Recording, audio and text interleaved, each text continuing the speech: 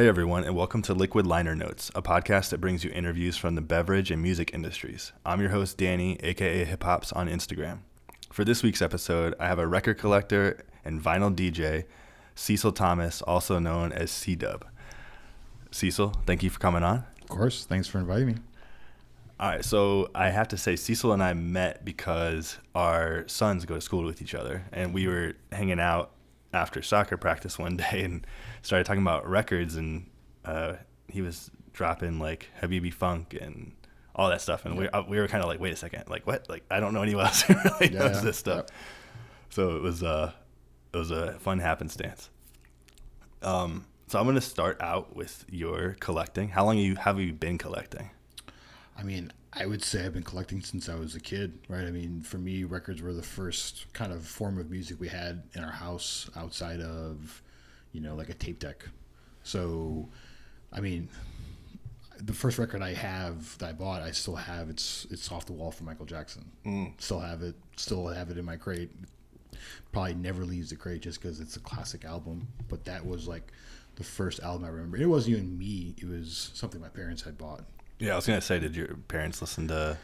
I mean, they didn't really. They listened to Indian music, where my family's from South India, so a lot of it was that. But at the same time, they had been in the country for probably 5 years at that point. So part of it is just assimilating.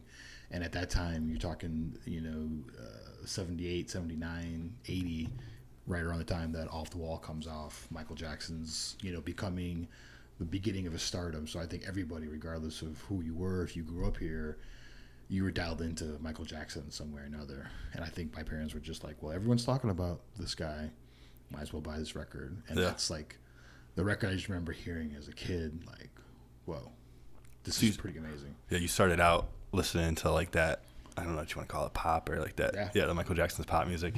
And then when do you think that you started listening to, or like finding your own artist? Yeah. I would say like junior high. I was a skater back in the day, so punk rock was like the first thing that I fell in love with. But I also played trumpet from like third grade. So by the time sixth grade hit, it was really about kind of consuming music, right? Like finding bands that would play at skate parks, finding their tape or like wax or anything you can find.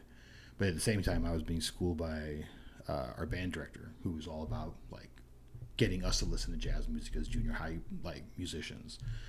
And that was monumental because I was equal parts listening to like Minor Threat, but then also listening to Miles Davis, right, at like 6th, 7th, and 8th grade. Yeah. So that really, for me, that's when collecting really started to kind of kick in. My AIM handle was Minor Threat back in middle school. Nice. That's so funny. I got into hip hop after I got into punk music, because there was like some hip hop that were on a Punkorama compilation CD, and I was like, Epitaph. That's so fun. Yeah. So did you get into ska at all? Have you played the trumpet? I did. Yeah, I was big into ska, man. I saw my Boss Stones like a shitload of time when I was, you're growing up younger, but like Operation Ivy. Yeah. I mean, like, you name it. I was a big, and then, obviously like the old school ska coming out of like London Selectors and stuff like that. Oh yeah, man. That definitely.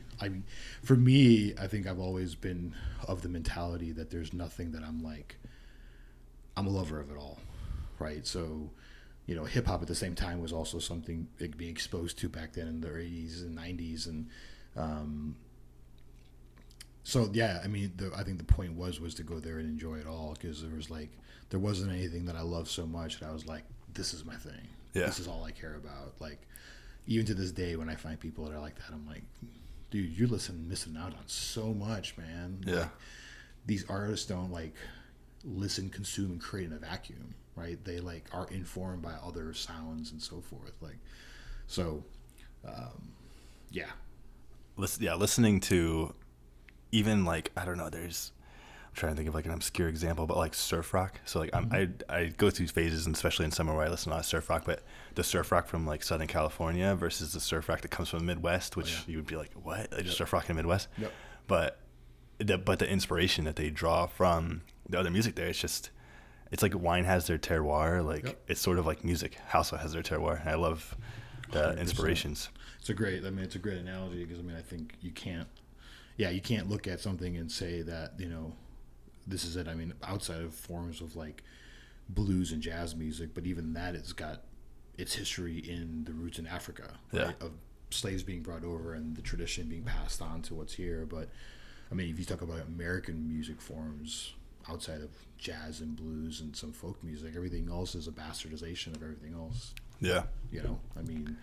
Hip hop wouldn't exist if it wasn't for blues. Yeah. Country wouldn't exist if it wasn't for blues. Yeah. That's what it's like. Most music wouldn't exist if it wasn't for blues. Yeah. Like, really, that's something I also grew up. I've come back to blues music in probably the last 5-6 years. I think probably a good year or two before COVID. Mm-hmm. And that's kind of like how I approach my sets. It's like I grew up listening to house music as a kid and blues music as a kid, and I feel like I gotta make sure that that's from beginning to end what you're gonna hear. Mm-hmm. Like you're gonna hear blues music and house music and everything else you can possibly imagine in between that. Yeah. So do you bringing up the blues? I just recently started getting more into the blues also the last few years, and this would be my answer to this question, but I was going to ask you if there's anything, is there like a section or a genre in your collection where you're like, man, I wish I need to build this up, or I need to collect more in this genre? Yeah, definitely. There's always more. Always more than my Discogs want list is like way over 1,000 records. Yeah, as far as like a specific sound though,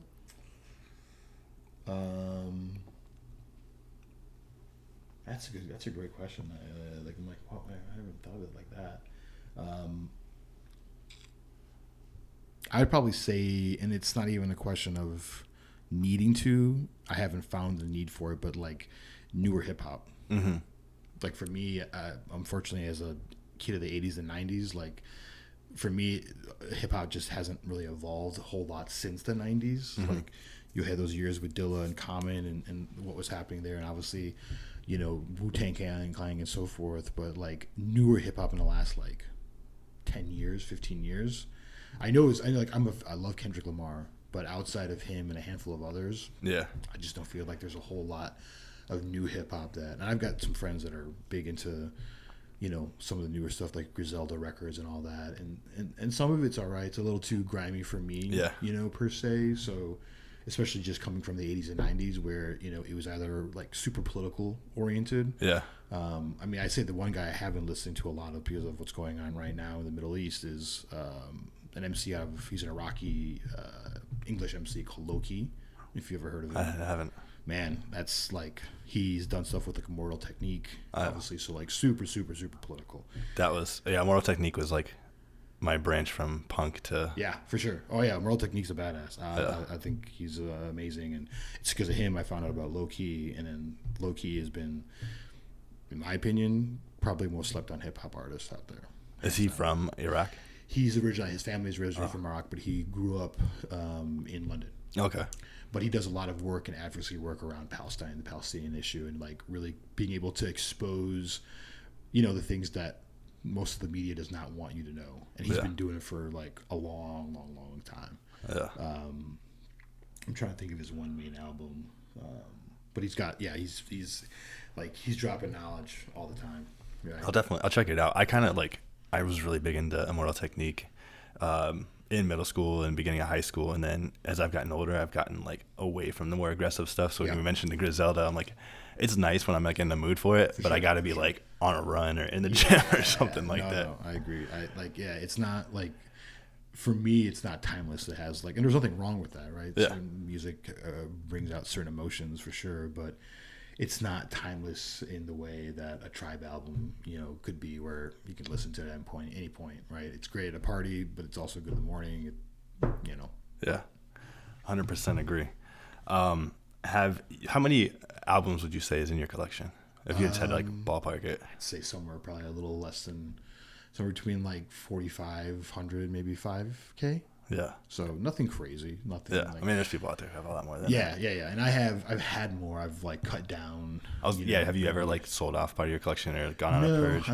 Like about 10 years ago, I went through a process of just kind of like, listening to stuff and figuring out like, was this an impulse buy, or is this something I really want, like something I want to have down the road, and it's just more of like impulse buys that I kind of got rid of. And then since COVID, I've been kind of doing it again. I've got about 2 crates of records that I'm like, I'm happy with these records, but in all honesty, it's probably not something I need to have on wax. I can go there and listen to it on Spotify and be completely content. Yeah, I'm at that. I feel like I need to do that, and I haven't worked up the gumption to do it. Yeah, I mean, it's I've never been one to like be that it's all about like collecting records, right? It's not even, it's about collecting sounds and then like finding the stories that come out of it. So there's just some stuff where I'm like, I didn't buy this because I really wanted it. I bought it because I was peer pressured by someone. It was like a hot record, even though I didn't really like it.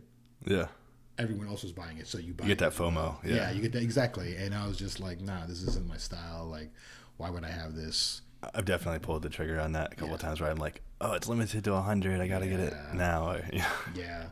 I mean, for me, it's more about, finding something, usually I dig by labels. So, which is great because it opens up, the ability to kind of look at producers. Maybe they do something else for other labels. So then that introduces you to another label. So it's like doing the homework before so that when you go to a record store, you find a producer that's done something on some other label. You already know, like, shit, I might as well put this to the side, maybe pick it up. Right? Yeah. Don't know what it sounds like. That's for me the fun, is like picking up something that at least one or two of the things I don't have any clue of. I'm trusting either the dude at the shop or what I've read online. And hopefully it works out. If it doesn't, it doesn't work out. Yeah. Where's your favorite places to dig or to go?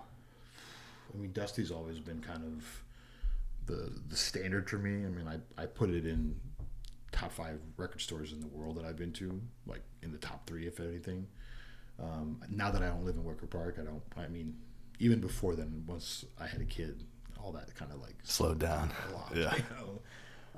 But I used to have 2 friends that worked at Dusty, so that was nice because I would get a heads up, hey, something's coming in, heads up, check it out, right? Like, so that was always good in that sense. And so Dusty, I would say, but then 606 Records is, I think, as of right now, it's the best record store in the city. Yeah. It runs a great shop.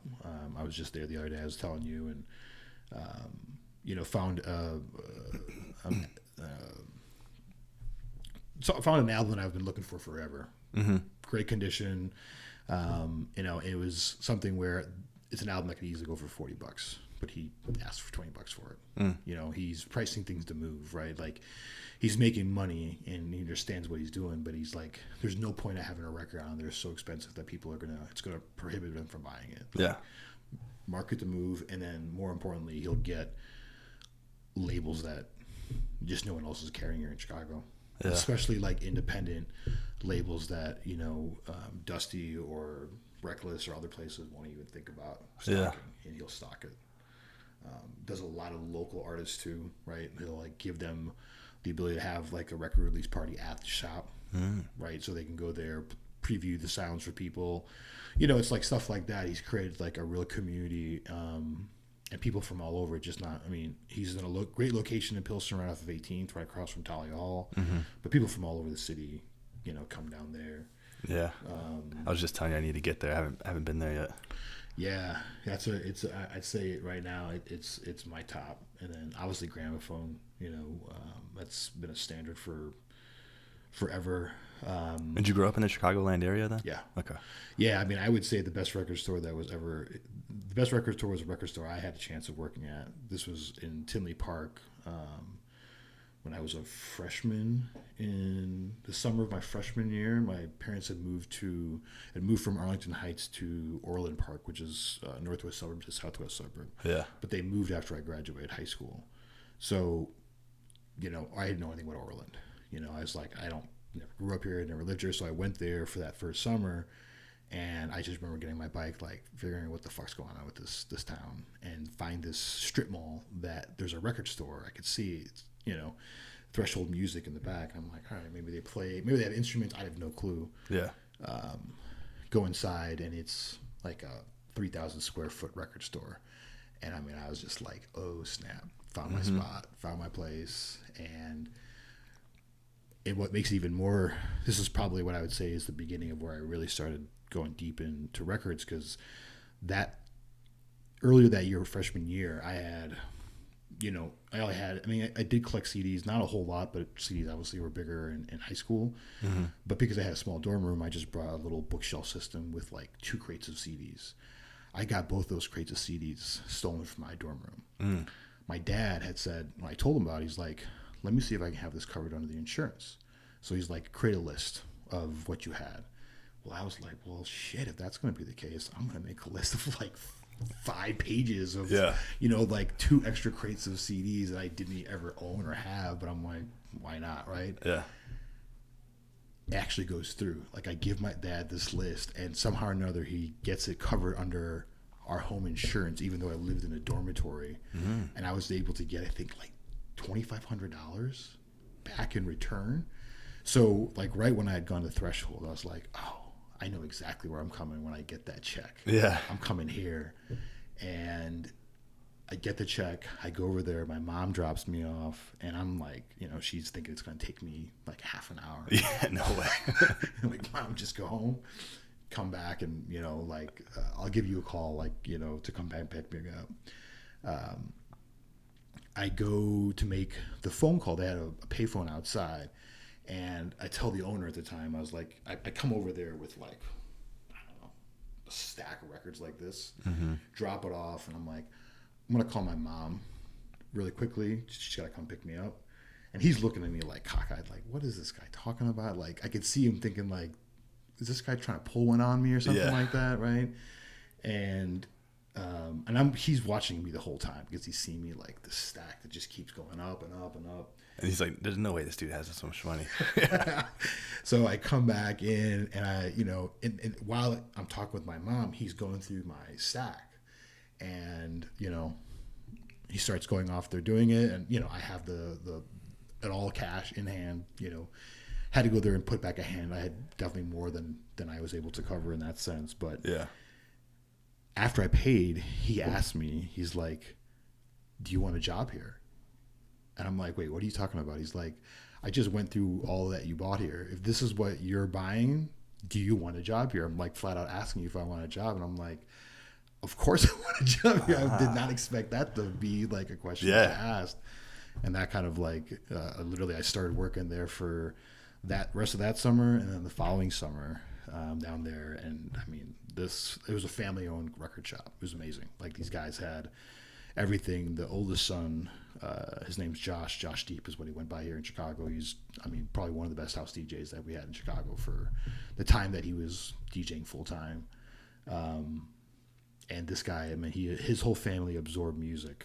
Like every time a new record would come into the shop, it would be the 2 of them, the father and the son, that would first go off there before they wouldn't even let the record get onto the fucking like shelf or to the like into the bins. They would listen to it, be like, "Oh, I want a copy," and then the dad would be like, "Oh, then I'm gonna get a copy too." And then they would both have copies, and we'd be sitting here like, "Well, what are we selling? How are the people that are gonna come here?" These guys, like, I've never like the basement of their house when they lived here in the Chicagoland area. It was just like rows and rows. I'm talking 50K of records. Wow. Like 50,000 records. Yeah, individual records that the 2 of them had. Like insane. Are they still around? No, they all now live in California. Oh, and the shop is like gone. Yeah, the shop is gone. The shop is gone. So he, Houston, who's his name, the father him and his wife met at a Led Zeppelin concert back at the Aragon, like back in the 70s. I'm pretty sure he was a plumber for like most of his life here in Chicago, with the intention of getting enough money and saving enough money to open up a record shop. Yeah. And like fucking did it. Like him and his wife opened this up. All their sons worked there, helped. And they actually had not just the record store, they had the entire strip mall. So they were renting out all the other like shops, all the other spaces in there. So he must have done well for himself. That's a good business model. Yeah, it's a great model. And it was dope. We had I don't know if you've ever heard of it's a Chicago-based jazz funk group called Pharaohs. No. Like old school classic. Their first album goes for like $500-$600. Wow. It's like super hard collector's item to find. You can find it here in Chicago. It's not hard to find. In Chicago, it'll be cheaper. If you go outside Chicago, like Europe, it's $1,000. I'm sure. That's like crazy. Insane record, but it's dope as hell. Josh somehow or another convinced the Pharaohs to get back together. They hadn't played in years, and they played in the courtyard of Threshold Music. It was one of the most. I was a fan of their music, so when I realized, I'm like, oh my god, are you kidding me? Like, I'm working at this record shop, and they're going to be playing at the courtyard. But yeah, really cool stuff. I'm gonna definitely have to check that out. And I know, like, the one thing I don't know anything about. It's like I grew up in Florida, moved here in 2012. Yeah, 2012, and I don't know anything about house music. It's like I never got into it. Yeah. I always associated it with techno, and I know that that's not the case. But off mic sometime we'll have to talk about that. For sure. One last question about collecting, but what's been your biggest find in the wild that's been like the wow? Biggest find? That's a good question. Yeah, I mean, it can be something that's like, oh, this has been a whale on my list that I've been trying to find, or it can be like, this is $100 record and it's on for $15 or whatever. For sure, yeah. I mean, I would actually have to go there and say the album I picked up yesterday. It was an album that's been on my list. I've seen it forever, but it's like I said, it's a $40, $50 like record most of the time. It's the album is named The Echo. It's called Echo is why I can't think of them. Like, I want to say Bernie Worrell. It's not Bernie Worrell. This is what too much time in front of a TV will do for you, or a computer screen. Yeah, no, I have to go to Discogs to see what things are called. Yeah, I mean, it's just stupid that I can't think of his name of the album. Echoes. Either way, I'll don't worry about it. I'll come back into it. But I would say that's just, it's one that I can think off the top of my head. The other one would probably be the first Janet Jackson album. And this is like super random. Beginning of COVID, my wife's parents live in Louisiana, and we wanted to meet somewhere in the middle just so they can go there and hang out with Zayden. So we picked this like random town in Arkansas, and it was an Airbnb that we stayed at. Pretty racist experience. Like it was pretty bad. Like, we didn't know how bad. We didn't know what to expect. We just kind of figured we'd do this. Yeah. So it was a great Airbnb. We kind of like just stayed there and hung out and did our own thing. We didn't really do a whole lot because both Yusra and I kind of had both experiences that were like, all right, we definitely are not welcome here per se. So, but my mentality, no matter where I travel to, is find out where anyone's doing like locally roasted coffee and where's a record shop. Yeah. No matter where in the world I go, that's kind of my standard. So started looking to find if there's any record shops around there. There was nothing in this town, but about 20 minutes outside of town, there was like a hippie, kind of incense shop that sold, kind of stuff like that. But they happened to have like a tent, a huge tent that had probably 2 rooms filled with records. And I find this out, like, I go there. I didn't know how many records they had. They just said that they sold records there. I mean, they probably had like 20,000 records in there. Wow. And I didn't find out about this until the last day. Like, I don't know. It was like 5 hours before we were going to start like driving off to leave. Yeah. So like, Yusra gave me essentially, she's like, yeah, go ahead. You got like an hour. So I was like, man, I got 1 hour. I got to go to town. Go quick. Yeah. Talk to the owner. Like, is there any order to what they have? And they're like, yeah, it's all like alphabetical. But he's like, it's not broken by genre. Oh. It's just all alphabetical. And I'm like, fuck. So you got like 1,000 classical records you're going just going through. So, I mean, it was like the most speed digging I've ever done in my life. Just like ripping through stuff. The owners watch me. He's like, what the heck are you doing, man? I was like, I got a short amount of time, man. Like, yeah, he's got to go off of, I know this album cover. Exactly. At that or point. If it's something that, I don't, so. A couple blind buys, yeah. Yeah, and what I had probably earlier that month, I did not know that Janet Jackson put out, it's just called Janet Jackson's her first album. I think she's like probably 17, 18 years of age. find out of the album because of it was on a playlist off of Spotify, and the cut that I heard was amazing, and listened to the album on Spotify over and over. The whole drive up there, users like, oh, this is great. Who is this? I'm like, this is I've never even seen this cover before. Yeah. Yeah, I'm looking at the cover. Yeah, and so I'm ripping through there, and literally in the last like minute before I'm like, all right, I got to go to the register, pull that up, and the whole album is just like solid. It's a definitely kind of post boogie disco rain, kind of thing, but it's also like pop music, right? Mm-hmm. Like obviously in the footsteps of her brother and stuff. So it's like a common album. Like it's one of those albums that you can find super easy. It's not, I mean, I think I paid $2 for it, Mm-hmm. but as far as like finds that I didn't know about, and the serendipitous of finding it as like the last record in this like hour blitzkrieg of pulling and looking, and that was great, because it's also just an album that I don't think it's left my crate. I bring it like everywhere. That's awesome. So when did you get into DJing? Man, I'd have to say it was college, really. I mean, I worked for our like local college radio station, and I was actually in school to go into radio. Did you go to school in Illinois? Yeah, Western Illinois. Okay. So they had like a pretty decent like broadcasting program over there that I was like pretty interested in. That's kind of what I was like telling myself like freshman year, this is what I'm going to do, right? So was fortunate to go there and get a show for the college radio station. I also worked for the top 40 radio station in the town. So, Macomb, Illinois is a farm town. So they did like, they were the big regional radio station for like the entire county. So we did, things like farm reports to local high school sports to you name it.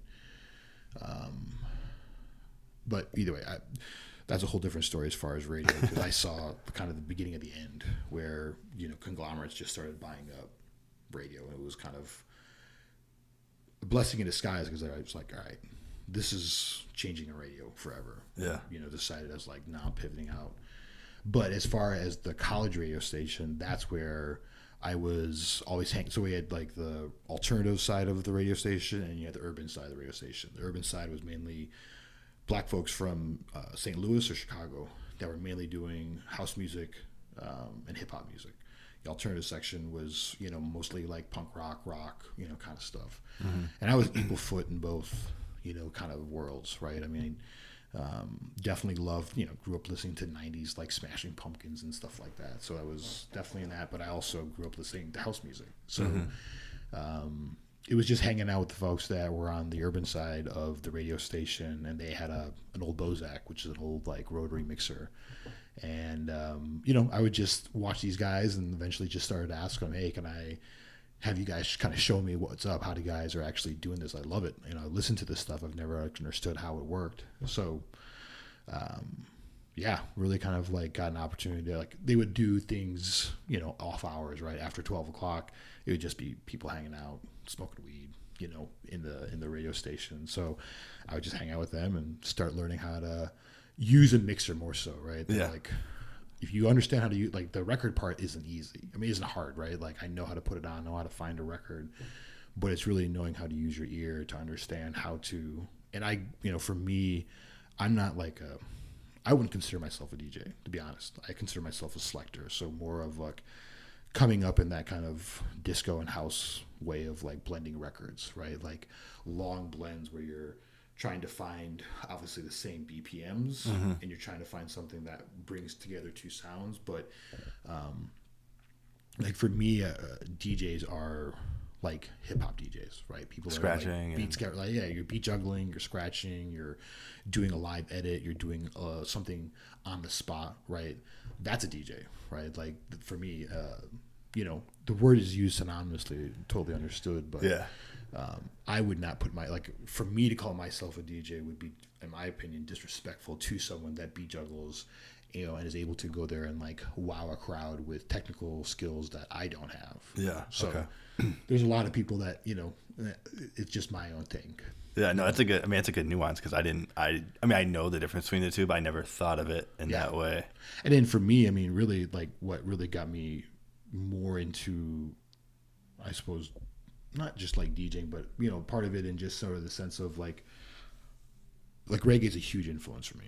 I was like Bad Brains were obviously what exposed me to kind of reggae music, and even before most people were even thinking about reggae, I had found out about it and loved it. And the thing that really got me into DJing was the way that Jamaican folks kind of presented music, right? They only had like what they would do at these old school dance halls. And today it's still only one turntable, right? You have one turntable, you have like your mixer, right? And you've got all of your sound, sort of pieces, but it's, you have someone that's on a microphone that's playing in between song from song, right? Yeah. I never had two records in that sense. And it was about playing the song, right? It wasn't about anything else but like getting people to listen to the sound, dance to that sound, and like, the culture of 12 inches and dub plates, that's all Jamaican.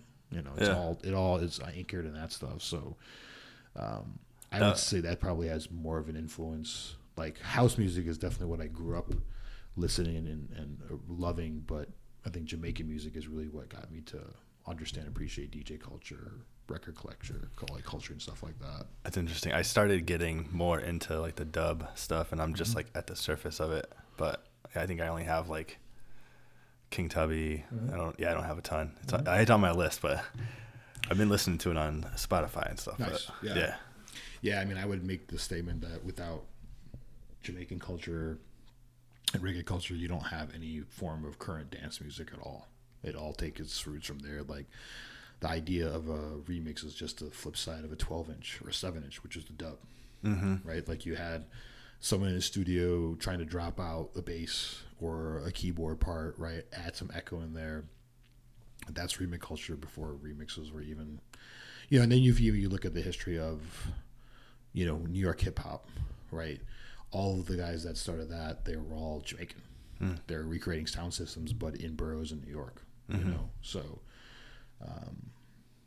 So yeah, I like it's one of those things where the more you read in history, like look at the history, it's like mind blowing how much it was influenced. Yeah, I was talking to one of your buddies from high school at the party, and he was telling me that people would be going out doing their thing, and he said you would just be sitting there listening to albums, like trying to find where a cut was that you could fade into another song and everything like that. So no, I mean it's for me the standard here in Chicago is like you got to know how to blend two records. Like that's, if you can't blend two records together, and it's different than mixing two records. Like mixing two records is like way more technical, like more what a traditional DJ would do.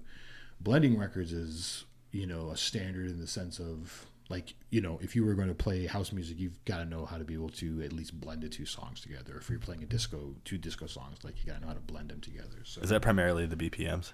It's like the BPMs, but it's also, reading the room, right? So you want to make sure that they're in the same BPMs, but even though you also need to know like where the drum ends and where the drum begins, right, for your two songs. So, or you're knowing how to do like a long blend, right, where you're taking a 30-second or 15-second blend, right? Most cuts are super quick, right? Like within a second.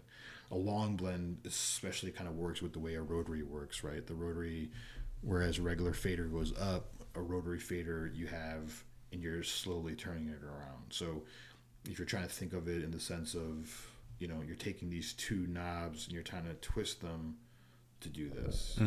Like that's like how I visually kind of like describe it. Obviously can't see that. Yeah. Microphone, but I think it's a good descriptor though, because it is always fun. I like to put on the sets, the DJ or vinyl sets on YouTube, like while I'm working sometimes. Yeah. And it's definitely a talent, something I've like thought about trying to do, but haven't had the time to try and do anything like that. Definitely, yeah. I mean, I try to carve out, if I'm lucky, before it'd always be like an hour a day. Now it's like an hour every third day, right, where I can go there and like I got enough energy, go downstairs, listen. I mean, part of it is more the radio set, the residency that I have with this online radio station, right? I've got an hour that I'm doing. Before it would be, a residency at Soho House or something where I, and those were 4-hour sets, so it would be, having to carve out time to go there and at least do half the set. Yeah. Make, sort of situated, and then most of the other, 2 hours I can improvise, or if I was with someone else, like a guest or something like that. But so did you come back from college and you just started looking for gigs in a sense to like where to play? No, I didn't. I really didn't. I mean, I really didn't start like DJing like as something as a side hustle, side gig till I moved back to Chicago like 20 years ago. Because I was traveling. When I finished undergrad, I was a Peace Corps volunteer actually in Zimbabwe.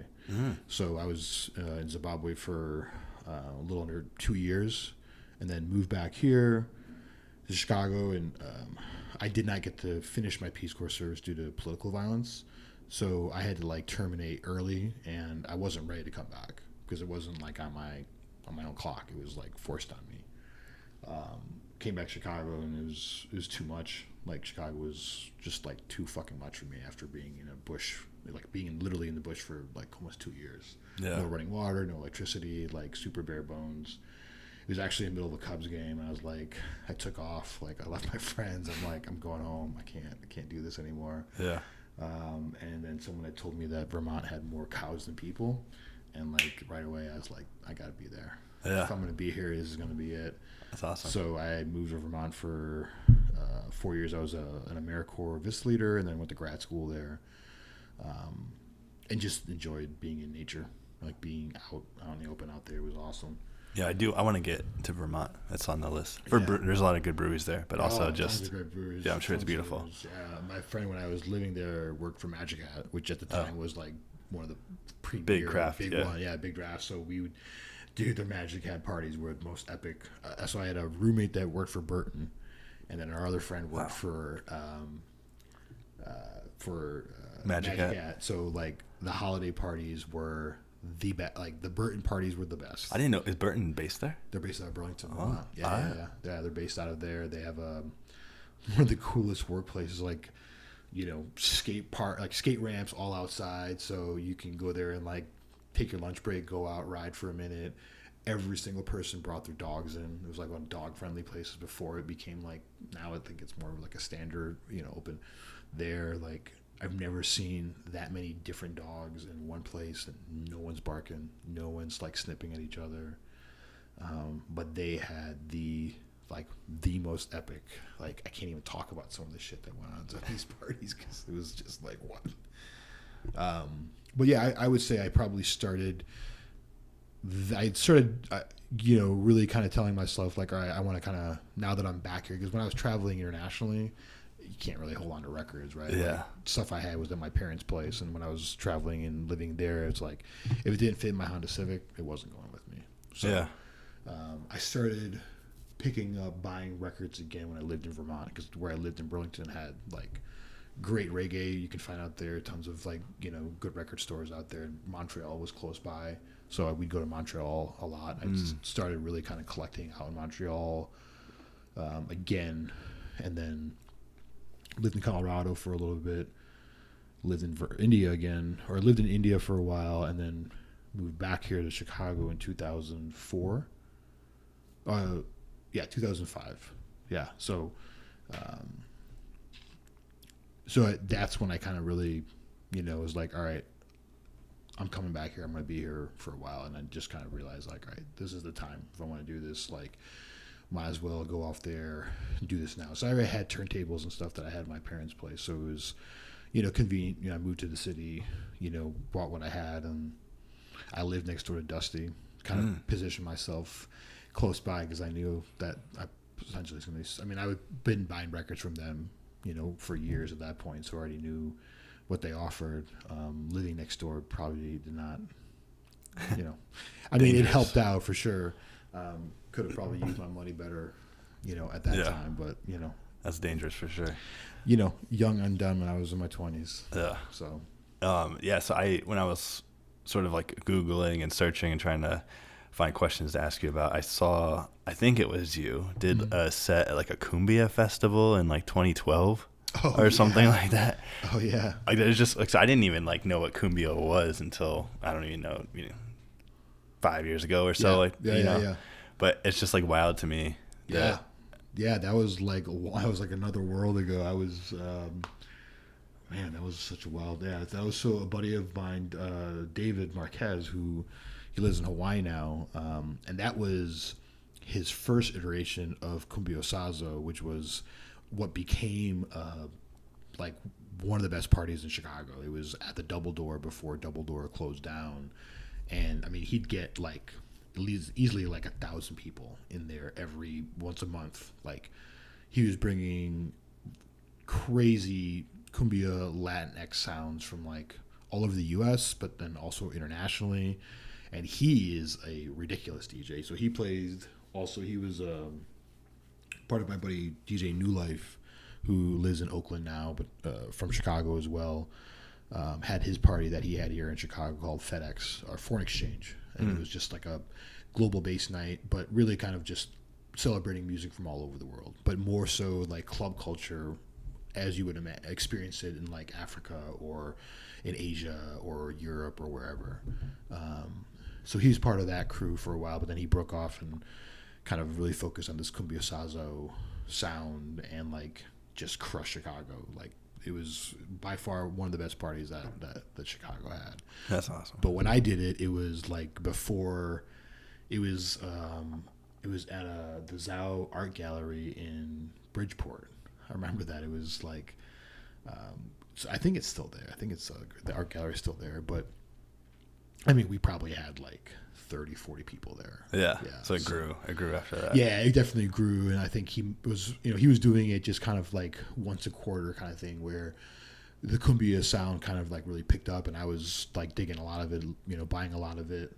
I think he had heard some of my like a little cumbia set that I had done for my buddy's foreign exchange party at Sub T. I started off one of the sets like doing a little, I think 20-30 minute cumbia set. So he was like, oh yeah, I want to do something that's just focused on cumbia. And I was like, I can do it. I probably only have enough for like 2 hours of music, right? I was going to say, and you were committed to like just being vinyl, or he wanted it just being vinyl. That was all you were comfortable with. I mean, I've always been vinyl only. I want to say some of the other people, they hit CDJs that were there. So, so I told him, I was like, I can do that, or, he just wanted me and him to go there and play at first. And he added a couple of other people in there. But I just told him, I was like, as long as you're cool with like salsa music or other types of, sort of diaspora sounds from Latin America, or, I've got that, like Brazilian stuff. And, but he really just wanted like cumbia. Like straight, like cumbia only, whether it's new school cumbia, like the bass heavy kind of stuff, or like traditional.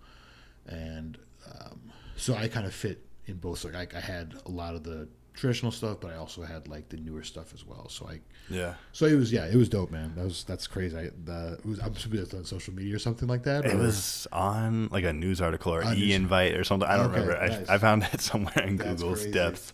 But yeah, that's awesome. I was just thinking about it while you're saying that, but so the cumbia, I kind of like, I had heard it, but didn't really know what it was. But then I think it's Analog Africa, had that Saturno 9000 or whatever it was. Yep. That's what really like turned me onto it. And that's like almost like the dubbed version of it. For sure. And I was kind of like, what is this? Like, I need to know more about this. And that's where I started listening to it more. So I love that though, but it sounds Quantic. Have you heard Quantic? Oh, I know Quantic. Have you heard of his like his cumbia stuff? I probably have. I'm not like I haven't done like a deep dive on him. Dude, he's put out some amazing like new school cumbia stuff. He has an album, Quantic Barbero and Orchestra. It's mainly a cumbia like album, but it's got some other kind of like Latin sounds. But like, there was this 45 that came with it that has 2 dub cumbia cuts that are, I mean, I played this fucking 45 I still do. It's like one of my favorite 45s that I own. And the dub cumbia that the dub version of these original cumbias that he does are just like out, like just they're mind blowing. Then he's done. I'll have to have you send that to me later, because I'm looking. I really only primarily have dug into the. Oh, it's like newer stuff. Well, A Dog with a Rope. I've listened to some tracks off of that, but then the what's the one with him? Like, I think it's him on the cover, but A New Constellation. Yeah, so that's a little different. That's not cumbia. Super different. Yeah, he was doing this, I'd say, like 10, 12 years ago, where he just like was big into cumbia and Latin sounds. Like he's like a chameleon dude. Like, you know, he can do anything. Like, I mean, I don't know if you know what his early stuff is. His early stuff is like hardcore, like down tempo trip hop stuff. Oh, yeah. Yeah, like his range is like pretty impressive, man. He can do just about everything. Whereas I think his new album is like more on the dance, like kind of disco side of things, you know. But what did he had, I remember when he had put out this cumbia stuff, he played at some like random place here in the city, and he had somehow or another at the time, that was when Serato had just kind of started, but he had found a way, or someone made him for him, like these Serato 45 like plates, right, where he was, you know, it was kind of dumb when you think about it, because it's like the whole point of having Serato is you have this record that, you know, needle could be anywhere on the record, and it's going to be able to play the sound because it's coming off your laptop. For some reason, he, instead of playing 45s, like got these 45 Serato things that he was using. It was wild, I remember, and it sounded like crap. It was unfortunate. the worst sounding room ever, possibly. But that's wild. Is the DJ, or I don't know if you want to call it the DJ, or the vinyl community, in the sense of playing like that, is it pretty small here, where you kind of like everyone kind of knows each other, or you think it's like still kind of? I mean, it's grown. I think COVID kind of allowed you know, folks that may have just been like playing in their like bedrooms and stuff like that, you know, the opportunity to be able to play in front of people out of their bedroom, right? Like with the pandemic, I mean, I think it created an opportunity for a lot of folks that, you know, maybe didn't have the confidence or maybe didn't have the exposure, knew how to leverage social media at the time when everyone was on it, and open doors for themselves. And there's a lot more folks that are vinyl only people that are, you know, kind of getting out and about, which is good, right? Yeah. Like, but I mean, like the folks that I am like connected with are all folks that are all in the, you know, kind of 40 plus age. So definitely either did it 20 years ago and are still doing it to some degree, or like they just stopped completely, right? Because they've got family or kids. So, and it's also just changed. I mean, like a lot of it is, there's not like, it's very hard to find a place here in Chicago that has equipment that is worth playing on. Okay. Like most of the, because it's, you know, now you have people that bring their own controllers, you know, which is a route that I've been exploring or thinking about, where, you know, they don't have to worry about what a bar or club has. They just bring their own controller that has everything on it. And controller is like the mixer? Is that the same? It's so a controller, like what a controller would be is essentially like a mixer and like, you know, two jog wheels that, you know, you could essentially have, like, you know, think about like CDJs, right? Yeah. So it's all connected as one piece. It's like a piano, like an electric piano, and you can just, you know, it's about that thin. It's not very heavy. Some of them you have to have connected to a laptop. Some of them you don't have to have any kind of screen at all. You can just put like a USB, plug it in, and all of your music will come on. Like you'll have a screen on the controller. So like I'm interested in that because like I don't like screens. Like I think it becomes like a distraction. Yeah.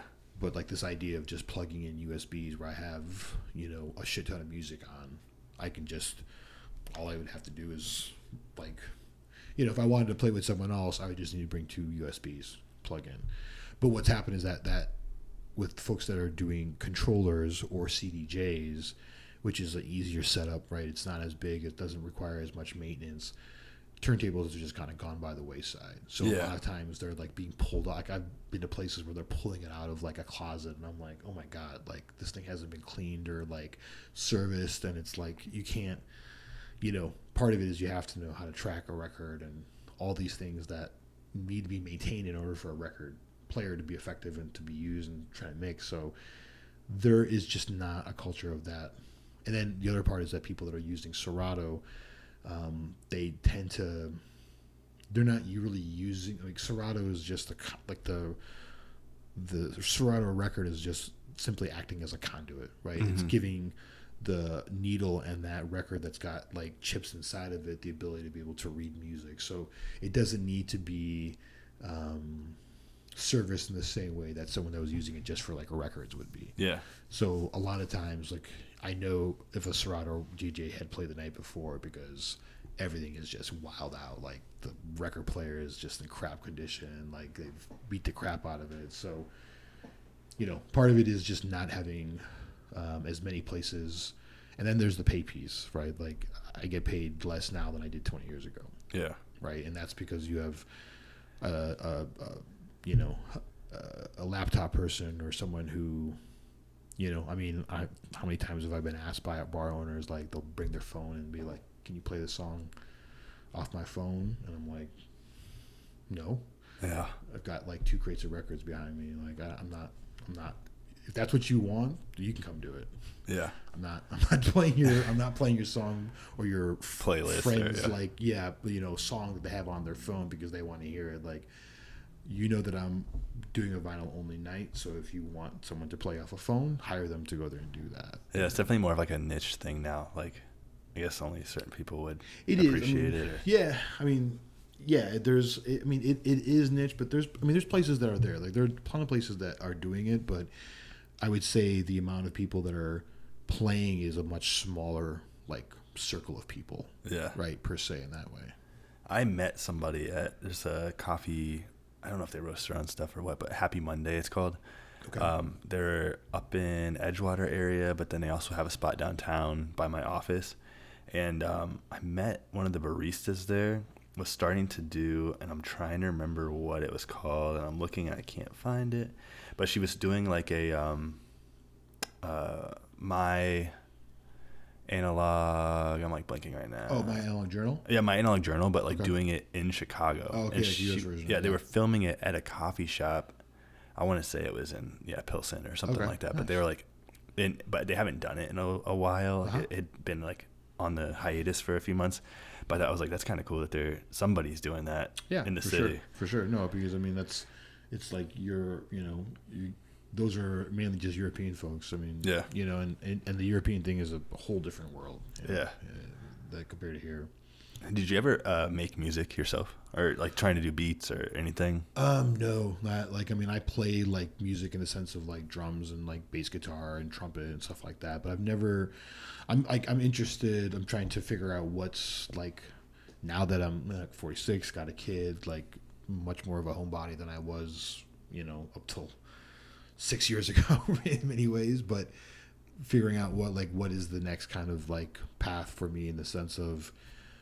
Like I already know of samples that I have all throughout my collection, like hooks and things that I know that would be a great sample to like go into a production environment and use to go there. And I've helped give samples, like I've given Bollywood breaks to friends to go there and make beats and stuff like that. So I know what the breaks would be, but it's it's a much more time committed thing. Yeah.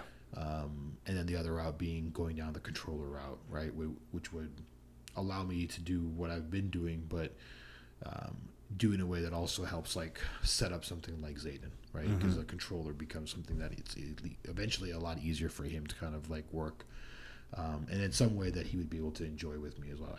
I want him to obviously know records. He already knows about them. He knows how to pick it up and do all those things, but and part of it is just I also know that I am boxing myself out of all this music that is being shared online and people that are doing mixes and remixes and edits and stuff like that I'm not even exposed to. And I know friends that, are in that world, and some of the stuff is amazing. It's mind-blowing. So I'm realizing like part of me is like, man, I want to be able to listen to some of that stuff. Most of it's never going to be pressed on wax because these guys are, doing it, every day or every other day. So there's a lot of legal hurdles now too, where it's like, exactly. Right. So this is something like someone shares it, they're not looking to make money off of it. They're just sharing it because they want people to like listen to it. So, and a lot of times you're getting it from the artists themselves, right? They'll actually do a remix and then go off there and share it or share the stems so that someone could take it, play with it, do their own version of it, their own edit of it. So, I'm interested. For me, the controller thing would be easy because it's, I've used them in the past. I know, but if I were to go make beats, I would want to, probably get something more traditional, like an analog sounding, like MPC player. Yeah. Right. Something that will sound good with my source samples. Yeah. Whereas I wouldn't want to go a digital route, right? Like I'd want to be able to kind of value all that I have with the records and kind of. I mean, I can hear the difference between a machine and a MPC player. Like for sure, you can definitely hear the difference in sound, and I've always gravitated towards the MPC. This morning it was funny. Foster, I had a track from Donuts, and it was playing, and Foster's like, "What are all these noises?" Like he was like, nice. What is this?" Nice. And I mean, I've played Dilla in front of him before or whatever, but it was kind of like that teaching moment where I was like, I'm not going to be able to probably find a video of Dilla doing it. So I pulled up a Ninth Wonder video of him like making a beat with the MPC. I was showing it to him this morning, and he was kind of like, "Can you do that?" And I'm like, A, no, B, I don't have an MPC. But it's just, it's awesome seeing everything through their eyes and wanting to teach them that stuff. For sure. Like that's, for me, it's been a big, like when the pandemic started, you know, just like everyone else, got all this time, you're buying stupid shit that you don't need to be buying. Somehow or another, I convinced myself to buy him a Big Bird. If you remember the old school record players, I don't know if they were, when I was around, they were growing up, but they were, what's the brand? Fisher Price. Yeah, I have one. Okay. And it like broke. Okay. Yeah. So I like for whatever reason, they're like collector's items. Yeah. Like they go for like $500-$600. Yeah. So I went down this rabbit hole this day where I was just like, $500-$600 for this Big Bird like thing. I'm like, nah, bro, I gotta find cheaper. So like, through a whole day of going through eBay, I found a guy that had two of them, and he was asking $150 for each of them.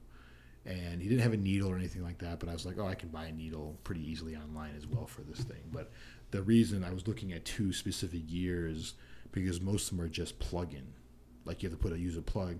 The ones that are from like 1980 and 1981 have both a plug as well as can be battery operated. So I was like, oh, definitely want to get the battery operated one. It's like perfect if we're on a road trip, want to be able to go there and like stop somewhere. So I got him one and I got myself one. That's so, awesome. You know, we were going to give it to him for Christmas, but he's still, I think he needs like another, like, I think by the time he turns 5, he'll be like mature enough not to like, you know, throw a 45 versus like, all right. Because he knows how to take it off and put it on and put it into the sleeve, but like, you know, he has no clue yet how to put like the actual needle on. So I think Foster helps me with like the like dust brush, but that's about all he's doing, because it's up higher, so it's like I had to be like holding him to hold the record. Too dangerous. No, but I have a old like Sony super, like a cheaper turntable that is just like one of the automatic arms, press and play. I'm gonna break that out downstairs at some point for him when he's ready for it. So you had mentioned earlier about the Radio Alhara.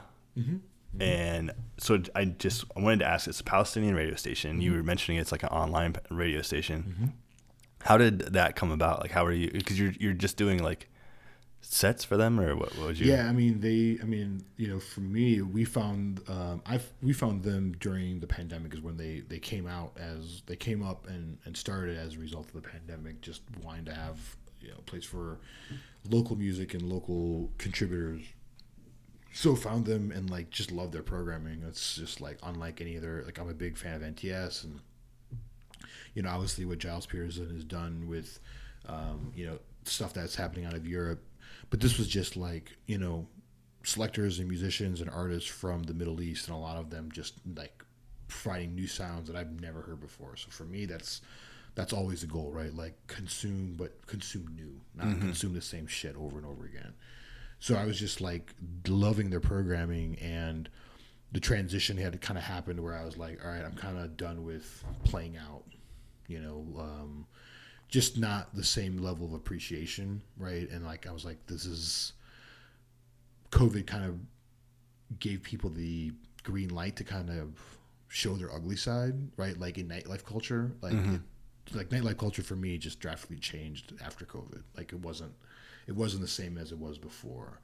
And I was, you know, playing, I mean, I was a resident at Soho House at Fox Bar for like 8 years. And I, you know, knew what the first 6 years was like. And then the 2 years of COVID, it was just a whole different experience. And people were willing to show their ass in ways that I was like, nah, I'm not down with this. Like, I don't need to be in that kind of environment. So it was like wanting to, making that transition, but also knowing that part of why I did it was psychologically I needed 4 hours or I needed a couple hours every month just to like share music. Right? Mm-hmm. That for me was creative outlet. Yeah, creative outlet, right? Like I needed that. So I was like, how am I going to find that without having to kind of deal with the road bumps of, playing for 4 hours and getting less money than I did 20 years ago. It's like, it's not, like, it's not about the money for me, but at the same time, the money has always been nice because it helped allow me to continue to dig.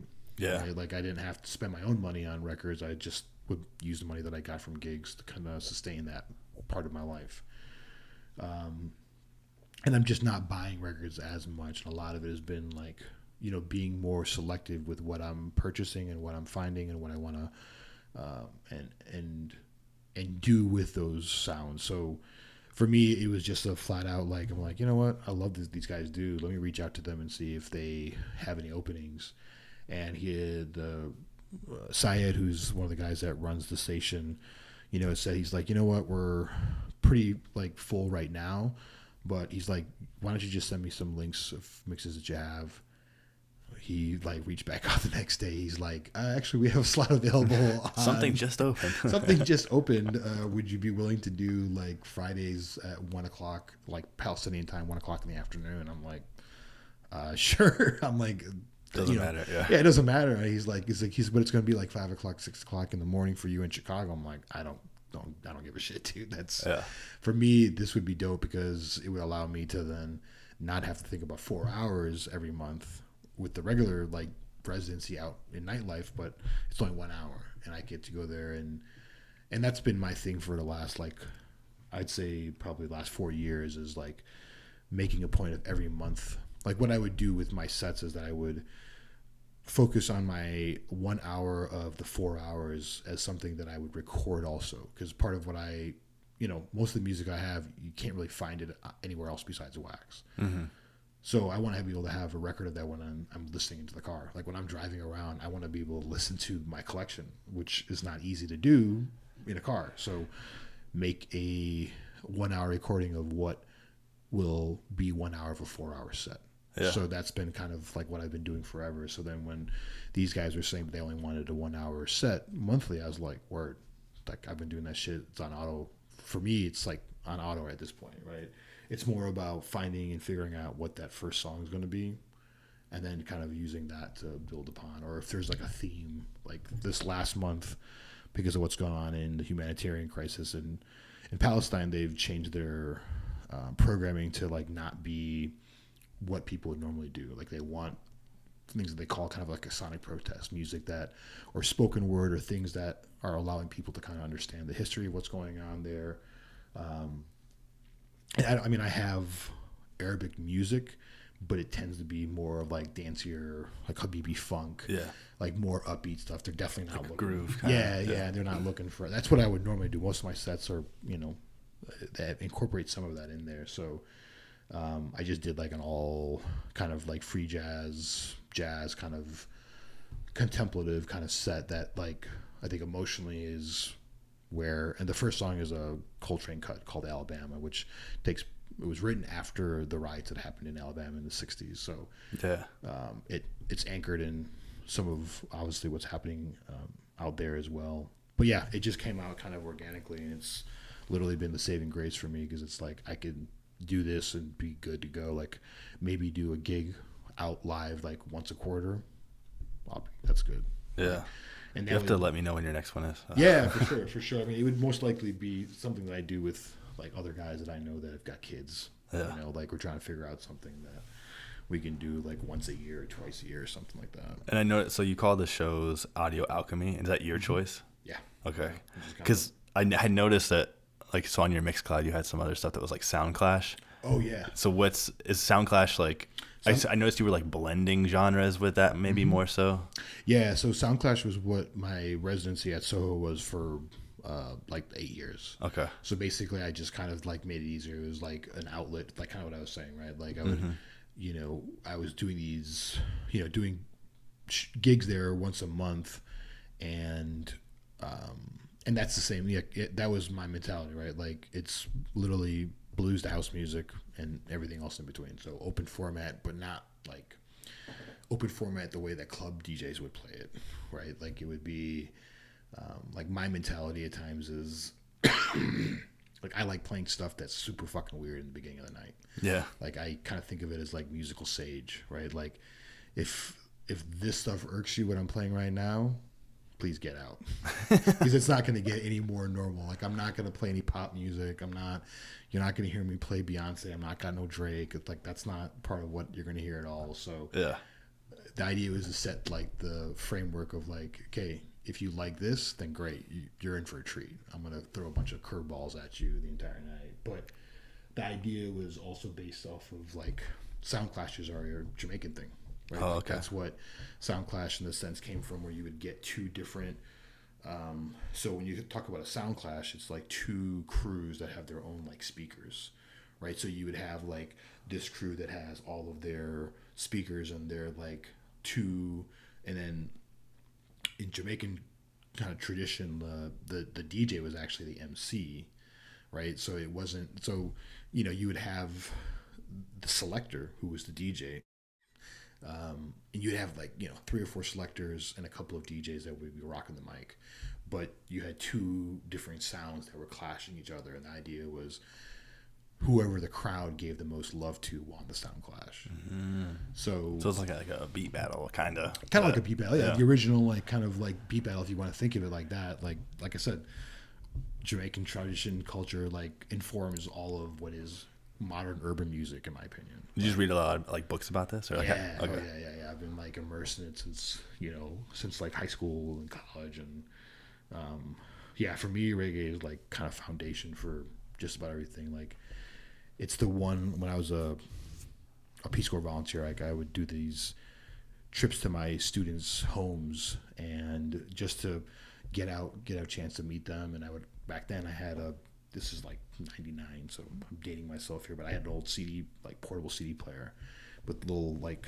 plug-in speakers, super basic, but I would bring that with me because I'd always know the kids would love it.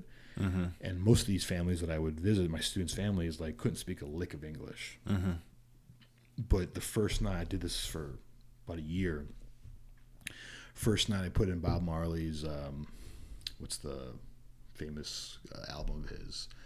Is it X? No, the compilation. You know what I'm talking about. Is it him on the cover? Yeah. That I had it on a CD, and I would put the CD in. They knew every word to every song. And I was blown away because I'm like, we can't speak a word of English to each other, but we can look at each other when this Bob Marley song is playing, and there's like an understanding, right? And I was like, yeah, reggae really runs the entire fucking world. Like, there's no part of the world that reggae isn't loved and appreciated. Doesn't mean that everyone understands the history or not. I don't care.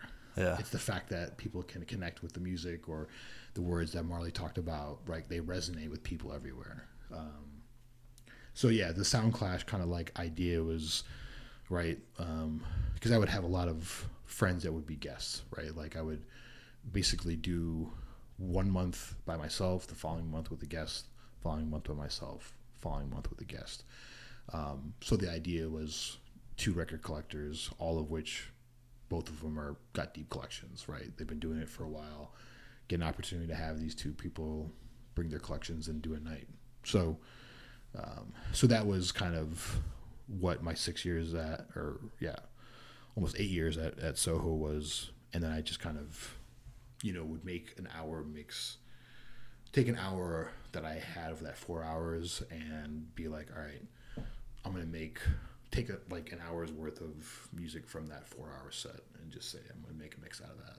So I have something to kind of like, portfolio. Portfolios basically, right? I mean, not even a portfolio. It was more about, like I said, when we take road trips, I want to listen to what I have if I can't listen to it otherwise. Right? I was listening to some of them today, but this is really random. But Volume 8 of SoundCloud, did you have Zayden's voice in the beginning of one of them? It was from like late 2020, so he would have been like tracking with Foster, like almost like around a year old or so. It's a Soundclash mix? Soundclash Volume 8. Oh, okay. I'm just gonna go and pull it up. No, you're good. While you're looking at that, I'll say the other thing you have on there that I think was cool is the label watch, and I think it's the international anthem that you have on your Mixcloud. But, yeah, that was my buddy King Hippo that did that. Oh, that's a Fortet song. Oh, okay. When I heard it, and I was like, I looked at whenever you released it, and I was that's right around when he probably would have started like talking, and I was like, that's I'm hilarious. Looking at the cover of it, I'm like, oh yeah, no, that's Fortet, not off of Rounds, but it's the album that came after Rounds. One of my favorite artists. I don't know if you know Fortet or. I only know him very briefly. Didn't Madlib just come out with something with him? Yeah. So I mean, what Madlib produced the album? Or no, that's Fortet produced his album, Sound Ancestors or something. Yes, that's right. Produced the album, which is like dope because Fortet actually did a Dilla remix. I don't know if you. I didn't know that. No. Oh yeah, man. He does a remix of a what's the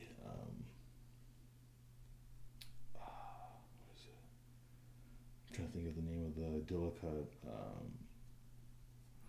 Better Than Life is. It's a really great because it was. I think it's one of the last things that he had worked on before he passed, if I'm correct. But he's also done like As Serious as Your Life. As Serious as Your Life with Guilty Simpson. Yeah, with Guilty Simpson and him.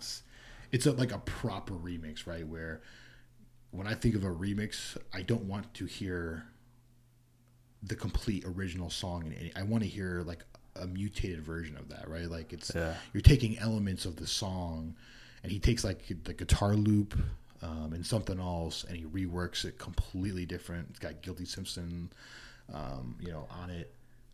It's dope. It's I'll check that out because I see the Dylanthology album or something. I'll figure it out. I mean, Fortet also, there's another remix project that he did for Madvillain. I don't know if you've ever seen. Oh yeah, you got to check that out. Those Fortet Madvillain remixes are ridiculous. Like Rhinestone Cowboy, Meat Grinder, like the flips that he does are just wild. I'd say, like, in my opinion, the most important artist of the last 20 years, and I would say Fortet. Yeah, for sure. I was just looking at Dylanthology too, where that Fortet remix is on. It's only on CD. I was going to see if it was on vinyl. It's on vinyl. I mean, maybe it's not. It's a 12-inch. Oh, okay. It's on a 12-inch. Yeah. They put it's a. Yeah, I mean, I have. I'll find it. Yeah. It's, so, I will. I'm gonna just jump to coffee for a second because I know you're a big coffee fiend. Fiend sounds bad, but I love coffee too. Yeah. But I guess like, what's your favorite coffee shop in the city? Is there like what got you into coffee? I mean, what got me into coffee was my experience with intelligentsia here in the city. I've always grown up drinking chai and drinking tea, right? Coming from an Indian household, so it's always been my standard in coffee. I never had a good experience with it, like especially in college. Like it just, I'd always joke like you'd have to give me a roll of toilet paper to go there and have coffee, right? Like it's like drink it right away in the bathroom. Yeah, it's like fuck that. I didn't enjoy it. Tea was something that gave me what I needed, gave me that boost. So I was working at an immigration law firm. This is like right when I moved back to Chicago. I was thinking about going to immigration law, pursuing a JD in it. Figured I want to go there and work at an immigration law firm because that's what I was. If I was going to do law, it would have been that. One of the partners had taken me to, at the time, I think it was the second Intelligentsia that was in the city. It was the one that's right off of Randolph. Right. Yeah. That's one by my office. Yeah. Okay, right. So this is at a time when this was like 2005. So they were still like a not known kind of commodity, right? They were super small, super tiny. At the time, they had a Clover machine, which made these like individual cups of coffee, but it took like 4 or 5 minutes. So there'd be a line out this door. People that heard about what Intelligentsia was doing, they made these like crazy cups of coffee. People were in it. They were waiting in line. I was waiting in line with this partner, and I'm just like, what the fuck is all this? Like, what's all the hype about? What's all this hype about? Like, this is insane. We're waiting for a coffee. It's taken us 15 minutes to get in. Then we have to wait another 5 minutes to get to make the order. Then we got to wait another 10 minutes. I'm like, I've got work to do, Yeah. And he's like, I'm the partner. You don't have to worry about anything. You're going to enjoy this you're going to come and have this cup of coffee with me. And I told him, I was like, I don't drink coffee. It's like messes with my stomach. And he's like, well, whatever you want to get, you get. So I get to the counter and I order like a black tea, right? And the guy behind at the shop was like, question, why are you ordering tea here? And I was just like, coffee just messes with my stomach, man. I've always been a tea drinker. He was like, here you go. Here's a cup of coffee on the house. Drink it, you can drink it black as it is, or if you want to put cream, whatever. But like, I firmly believe this cup of coffee is not going to give you the same stomach problems that you're talking about. So I was like, all right, great, whatever.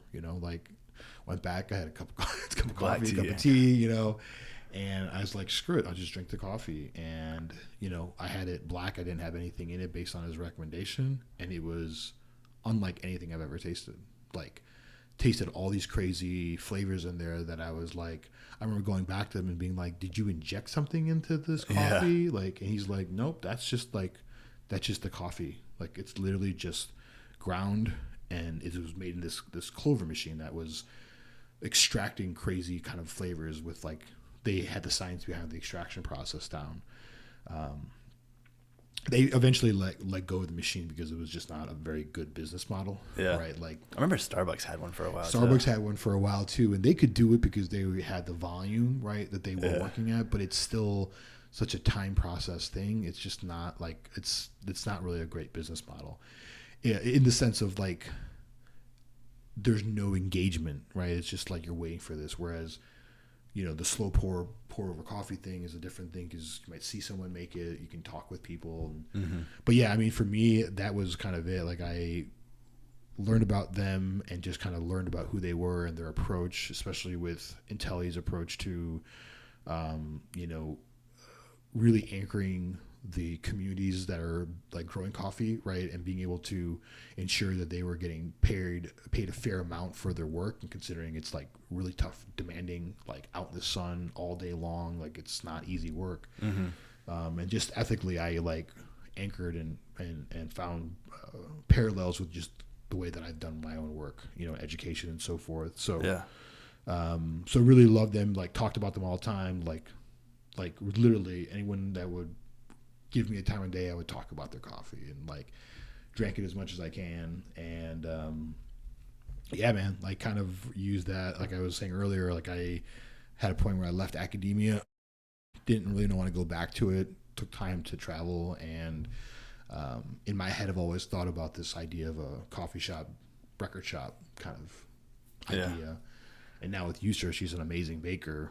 Like it definitely is something we're planning as like a pre-retirement thing. That's awesome. Yeah, Sam always joked. I mean, I'm not as into coffee or vinyl as you are, but Sam always joked with me that we needed to open, like some kind of like cafe, coffee, and record shop. Yeah, I mean, it's two things that it's like it's not like big money makers. Like there would have to be some other thing I feel like that would be needed to like bring like customers and like the volume that something with a higher margin and bring more people in. Yeah, I mean, I've been thinking I got a couple of different like ideas I think would make sense like 10 years from now, based on just like different trends that we're seeing now. But yeah, I mean, like I said, I was figuring out if I'm going to do something like that, I should learn, and I should learn from like the ground up, like not cut any corners, like really understand it.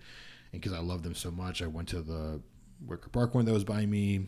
They had just filled up the last spot. He said he knew the guy that ran the Blake Logan Square one, gave my contact information, passed on, guy reached out to me.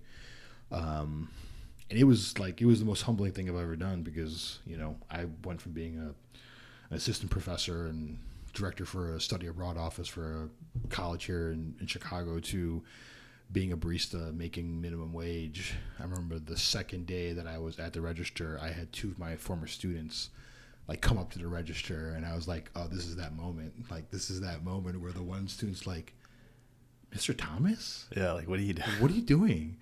And I was just like, hey, how you guys doing? What can I get you guys? And I was like feeling like I was eating crow, but I was like, what I appreciated about what Intelli did was like they took coffee and try to bring that. I don't know if you're familiar with like a Vec or any of these like high-end kind of Michelin restaurants, right? Like bringing that kind of approach to service and to like coffee consumption, but like, you know, creating kind of a standard of, you know, what they think is good coffee and like, you know, ethically bound, but then also like staying true to themselves. Like we know what our jam is like light roast and middle roast, you know, medium roast coffees, and they just like excelled at it. And they 2 hours of training every week that everyone had to work there. So part of it was like developing the vocabulary and like the ability to understand how to talk about it. Yeah. And the Logan shop was dope because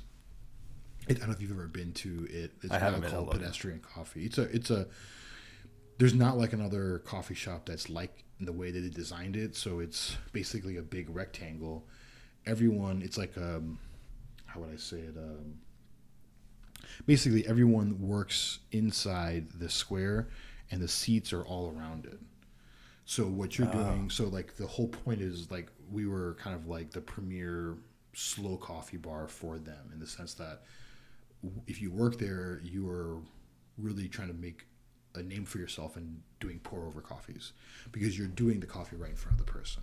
Yeah. So like if you knew how to communicate and you were like an outgoing person, you would thrive, because you would be on the inside making a pour over for someone sitting on the outside, and you're talking about the coffee with them. Yeah. Right? Like they're getting to ask questions about like, well, why do you do this? And why do you do that? And if you talked about it, you know, what I would do is my goal would be like, I'm going to sell fucking Chemex to you. Yeah. I'm going to sell you a fucking bag of coffee. So that by the time you come out of here, you're not just buying a $4 coffee, you're spending $50 to $70. And that's like kind of what also transitioned me into sales. What I'm currently doing now was working at Intelli, because I was like, I could do this. I didn't get that. Siri just jumped in. So yeah, it was a whole different kind of experience in the way that people were experiencing coffee. They would, you know, get to, like, we would go off there and make a point, right? Like we would have days where we had the same coffee that we were doing on pour over, we also did as an espresso. So you could then be able to sell the person of like understanding that, like, most people think espresso is more caffeine than like regular coffee. It's not. It's like regular cup of coffee is a lot more caffeine, but it's the taste aspect, right? Like a pour over coffee is going to be a much different tasting version of an espresso, which has got high pressure, and it's, you know, you're putting a lot of water and a lot of pressure to bring out this like small amount of coffee. So like my point would always be like, oh, you're going to have a pour over? You should probably have an espresso as well, just to be able to get like this range of this single coffee bean and seeing how it tastes differently depending on what method you're brewing it on. So it was like a really geeky, like everyone that worked there was a big fucking coffee nerd, like loved. It was a perfect environment for me to kind of be and absorb. But it was wild because, I mean, I was the oldest person by like 10 to 15 years. Yeah. That worked there. It was, you know, it was kind of funny. I was a full-time, at that point in my life, I'd still been a full-time bicyclist. So I was riding my bike in and out, saw Logan do this crazy hyper-gentrification that, having lived in Wicker Park and saw so much of that gentrification, living there in 20 years, what took Wicker 25 years to like gentrify to where it's at now, Logan did in like 5 years. And I saw all of it right in front of me on like Milwaukee and that like Kedzie intersection. It was wild to see that. And I've got a background in urban planning, so it was like some of the things that I was reading about 3, 4, 5 years ago, like seeing it happen right in front of me, like families being kicked out, artists literally moving in like the following week. I was like, wow, this is literally like a real life textbook version of like city evolving, good, bad, or ugly, you know? Yeah. So we're gonna jump to the rapid fire questions next, but before that, where can people find you on Mixcloud or wherever you want them to find you? Mixcloud I've got a Mixcloud and a SoundCloud page. The Mixcloud, I think, is just CW77. Yeah, CW77. Yeah, so Mixcloud.com. I did not dive into the SoundCloud one yet. So SoundCloud, I've actually got like, there's 3 mixes on there because they give you the ability to do 3 free mixes. So I think I have a link on my Mixcloud. Okay. But there's my first 3 Sound Clashes are on there. Oh, gotcha.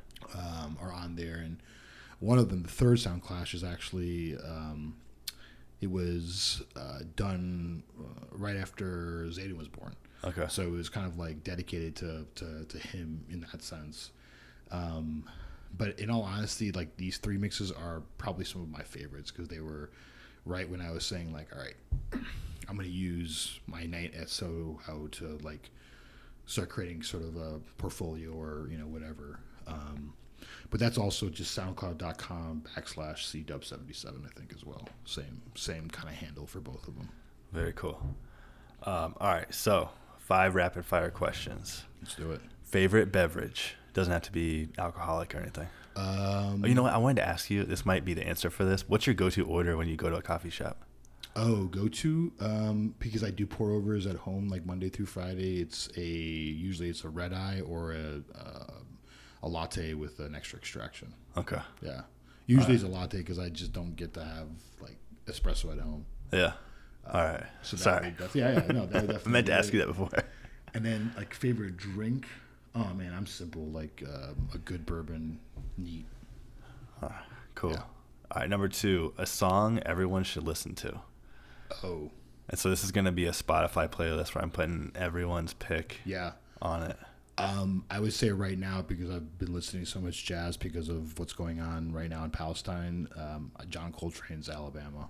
Cool. Definitely. So I listened to that set, and I was looking up about that song, and I know there's like a couple recordings of it. Yeah, it's like the one I have is that version that I play on that mix. It took me 20 years to find that version because most of the other versions are live versions. Yeah. And I don't like playing live songs on, like, sets or anything like that. I think I saw the first time it was released was on live. It was live. And I was like, yeah.